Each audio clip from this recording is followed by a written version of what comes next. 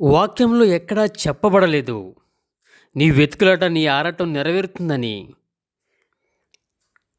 నీవు ఆనందం ఎప్పుడు కనుగొంటావంటే, నీ బాధ్యత నువ్వు నిర్వర్తిస్తున్నప్పుడు. నీ ఆనందం నువ్వు ఎప్పుడు కనుగొనేది దేవుడి ఎదుట క్రమశిక్షణ కలిగిన జీవితాన్ని కలిగి ఉన్నప్పుడు. నీకు ఆనందం కొంత కొంత కాలం ఉంటుంది.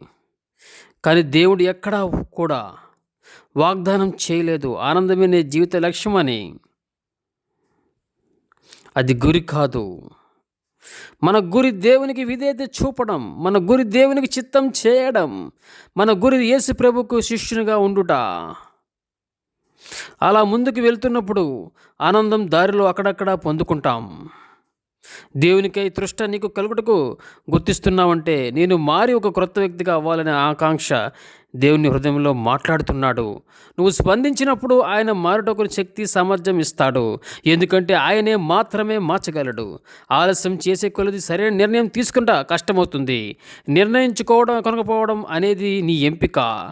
నీవు నిర్ణయించుకో, ఈ రాత్రి తర్వాత మారతాలే అని. అది నీ ఇష్టం, ఎంపిక.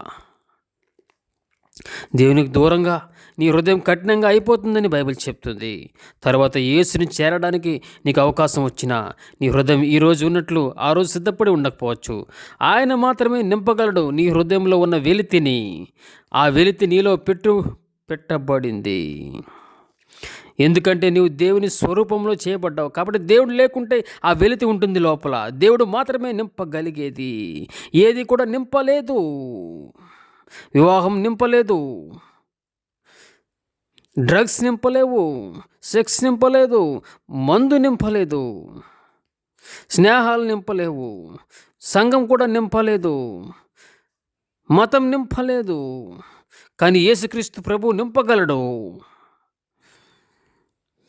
నింపి నీకు సరికొత్త జీవితాన్ని ఇవ్వగలడు. ఈ రాత్రి నుండే యేసు ప్రభుని సవాలుగా నువ్వు అంగీకరించగలిగితే, నిన్ను ప్రేమించి సిలువలో ప్రాణం పెట్టి తిరిగి లేచి ఈ రాత్రి సజీవుడై నీ హృదయంలోకి జీవితం రావడానికి సిద్ధంగా ఉన్నాడు.